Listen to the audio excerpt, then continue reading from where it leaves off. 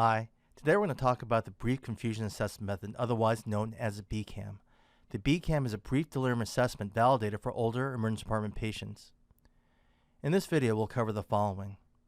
First, we'll provide a brief overview of what the bCAM is. Then we'll show an actual patient demonstration. Then we'll discuss each of the features of the bCAM in detail. And lastly, we'll go over some common errors. The bCAM uses the same algorithm as the confusion assessment method, otherwise known as the CAM, developed by Sharon Inouye. The CAM is probably the most widely used and studied delirium assessment and consists of 4 features. Feature 1 is the presence of an acute change in mental status or fluctuating course.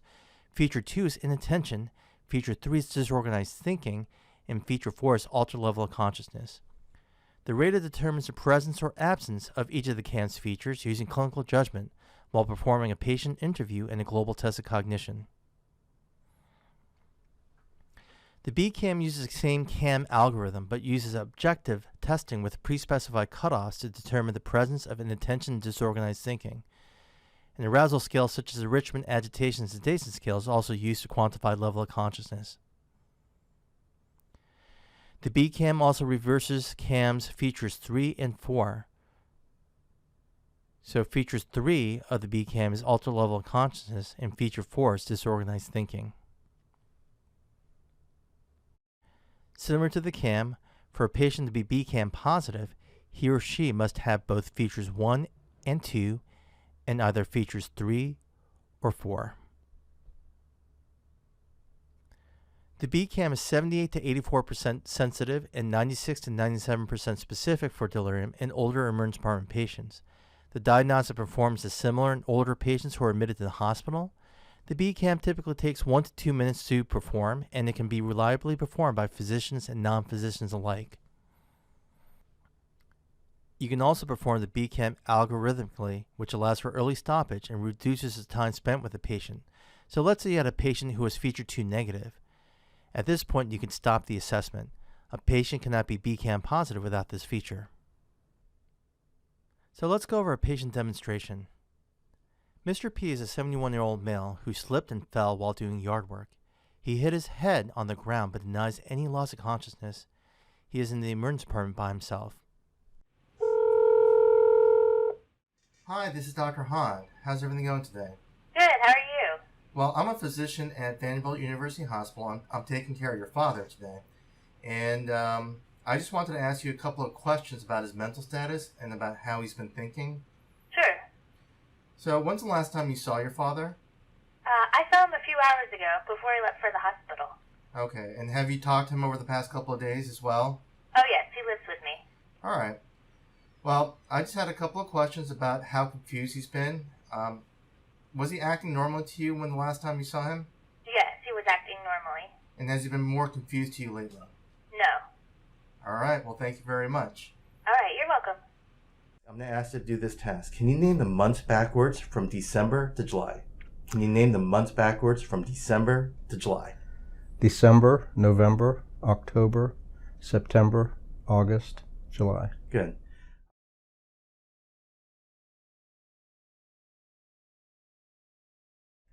Now I'm going to ask you a couple of yes and no questions.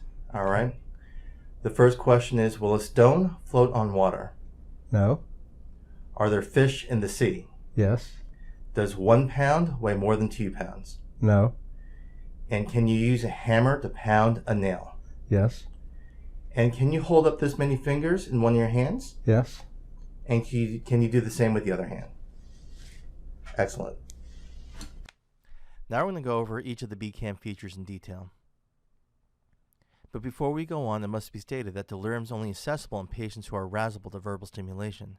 If the patient is only arousable to painful stimulation, then the patient is considered to be stuporous or comatose, which are more severe forms of acute brain dysfunction.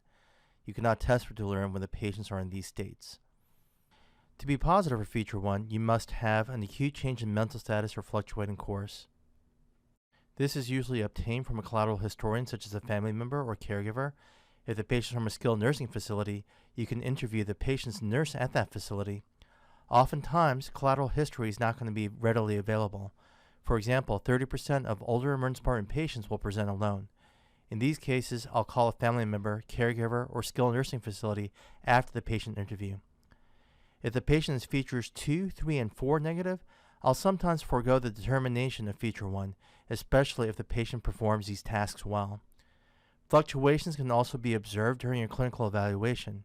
If you observe the patient to be slightly confused when you first meet him or her, and then he or she becomes more markedly confused at a later point in time, then this is likely a fluctuation, and the patient should be considered feature 1 positive.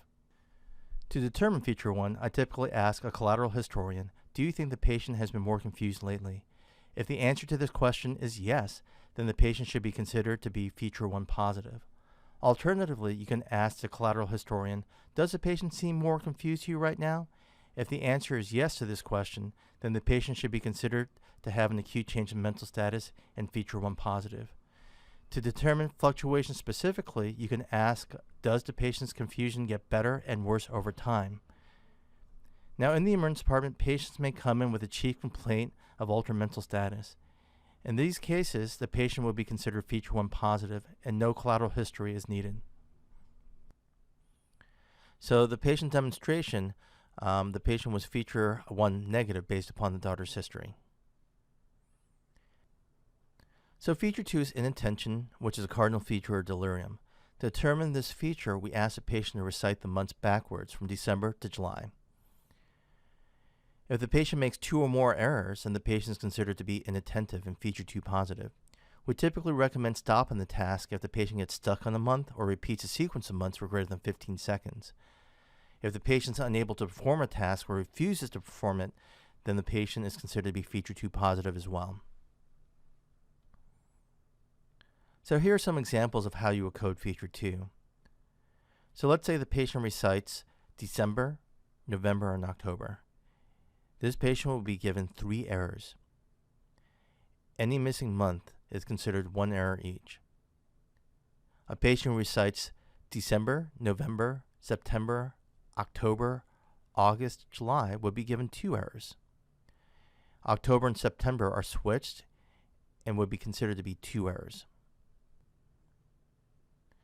The patient in the demonstration was able to recite the months backwards from December to July without any error.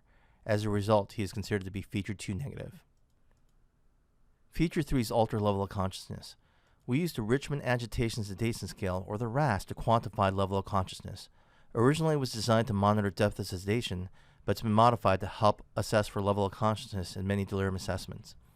A RASS of 0 indicates that the patient has normal level of consciousness. In this case, the patient would be feature 3 negative.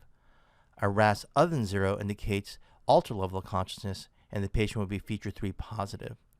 A RASS less than 0 indicates decreased level of consciousness, while a RASS greater than 0 indicates increased level of consciousness. Remember, a RASS of negative 4 or negative 5 indicates a patient is stuporous or comatose. Delirium would not be accessible in these states. Your determination of the patient's level of consciousness begins the moment you start your evaluation to the moment you leave the room. In the patient demonstration, the patient had a RASS of 0. As a result, he has normal level of consciousness and is feature 3 negative. Feature 4 is disorganized thinking, and this is determined by asking the patient 4 yes and no questions and asking the patient to perform a simple command. Any error would be considered positive for disorganized thinking. The patient in the demonstration was able to answer all 4 questions correctly, and he was able to perform the simple command correctly as well. As a result, he is feature 4 negative. The patient in the demonstration was feature 1 negative, feature 2 negative, feature 3 negative, and feature 4 negative. As a result, he is bCAM negative. Now, if you were pressed for time, you could have performed the bCAM algorithmically and stopped the assessment after you determined that he was feature 2 negative. So let's go over some common errors with the bCAM. One common error that occurs is when the bCAM is rated as unable to assess after a patient refuses to perform or is unable to perform feature 2. As previously stated, patients who refuse or are unable to perform feature 2 are inattentive. The only exception is when the patient has a RASS of negative 4 or negative 5. These patients are considered to be stuporous or comatose, and delirium cannot be assessed in these states. The same can be said about feature 4, or disorganized thinking. I've also seen raters assign a RASS of 0 to a patient who was obviously drowsy because they thought the patient's altered level of consciousness was secondary to the patient receiving a psychoactive medication such as morphine. They thought that without the morphine, the patient would have had a normal RASS. This is obviously incorrect. A drowsy patient should be assigned a RASS of less than 0 regardless of etiology. In other words, the patient's level of consciousness assessment should be based upon your observation alone and should not take into account the etiology of the altered level of consciousness. Another common error is when raters think you simply need 3 out of 4 features to be bCAM positive. This is not going to be true for all cases. In the scenario you see here, the patient is features 1, 3, and 4 positive, but is feature 2 negative. The patient would be considered bCAM negative in this scenario. For a patient to be bCAM positive, both features 1 and 2 must be present, in addition to either features 3 or 4.